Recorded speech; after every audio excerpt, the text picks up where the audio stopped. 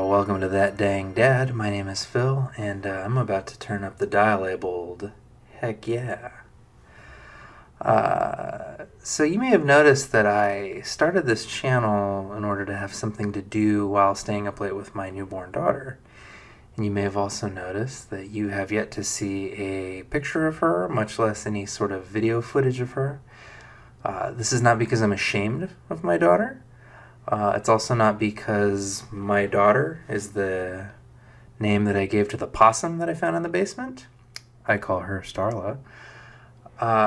It's actually because I'm kind of wrestling right now with the ethics of putting my daughter's image all over the internet without her consent. Now, I know the immediate objection to this. Well, you're her parent. You get to take in as many pictures of her as you want. Parents have been taking pictures of their kids since the invention of the camera, as long as it's not a sexual photo. Her consent doesn't matter until she's older. So I get where you're coming from, but I have kind of two objections to this line of thinking. The first is this: images travel farther and last longer in 2019 than they did in like 1949.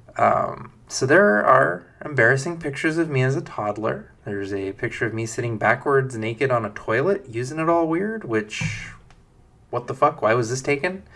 But if I don't desire for you, the viewing public, to see this photo, it's very easy for me to prevent you from seeing it because there's exactly one hard copy. It's in a photo album with my parents, and it's never been uploaded to the internet as far as I know. So I have basically supreme access and supreme control over who can see this photo. A picture of my daughter today, though, the minute I upload it, it's all over the world instantly.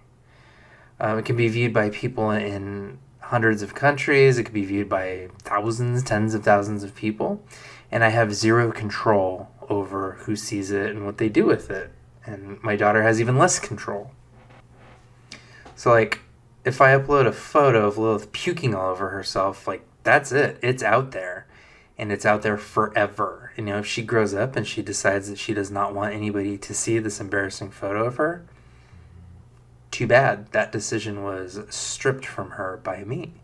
So that brings me to my second problem with this sort of parents can do whatever they want with their kids line of thinking, which is I get really creeped out when people decide who does and who doesn't warrant a right to their own consent.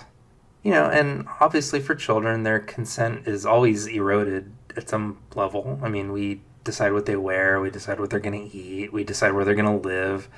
I mean, hell, we name them with no sort of thought as to whether they will like that name when they get older. In fact, my cousin, Turdington Clownboner, has a really great video essay on this. There's a link in the description. You can check it out. You know, at the same time, I think it's really important that we spend a good amount of time meditating on how we decide who does and doesn't get to have their consent respected. You know, right now my daughter does not get to pick her own clothing. However, when she's 13, she doesn't have to wear this dope onesie that we picked out for her when she was 1. I mean, she gets to make her own choices. You know, at some point she'll be able to change her name if she wants. She can change her diet. She can move somewhere else. She can date whoever she wants to date. If the gender that she was assigned at birth is not appropriate, she can change that or go by no gender. All of these things, you know, her mom and I will for sure support. But if I upload a picture of her as a baby into the Matrix, that's it. That decision has been made for her. She loses her agency at any point in the future because of a decision that we've made now. She never gets to claim that power back. And will she want to? That's the thing. I don't know. I don't know what life will be like in 2029 or 2059. I mean, if we're not all dead from preventable climate change, who knows what the freaking hell world of the internet is going to be like in the future? You know, what if having her image all over Web 5.0, like, causes her grief, causes her trouble? What if I made a decision frivolously here in 2019 that she will not be able to revoke desperately in 2029, 2039? You know, and am I overthinking this? Maybe. I mean, maybe it'll be fine. Hey, maybe the lack of an archival infrastructure on the internet will make this kind of a moot point. Maybe the terabytes of baby photos of everybody are going to be lost to history at some point, and there won't be any harm done. But, I think about my capacity bae, Stacy Clifford Simplican. She talks about what Locke is saying in her work, The Capacity Contract. She says, for Locke, the indeterminacy of all men's bodies should make us pause before we too quickly follow his charge of exclusion based on inferior capacity. Recall that it is a hard matter to say where sensible and rational begin and where the insensible and irrational end, especially as this demarcation similarly divides those who can appeal to justice from the rest. Fortunately, Locke's work contains the seeds of how to rework the contract. We as citizens stick together and err on the side of justice for the vulnerable, because we are cognizant that we are all vulnerable and limited. No man is always in full possession of his faculties, and no man can be confident in his own judgment, denying another man's consciousness.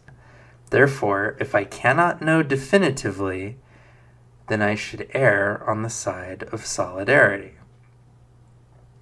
So, put that in your pipe and deal with it.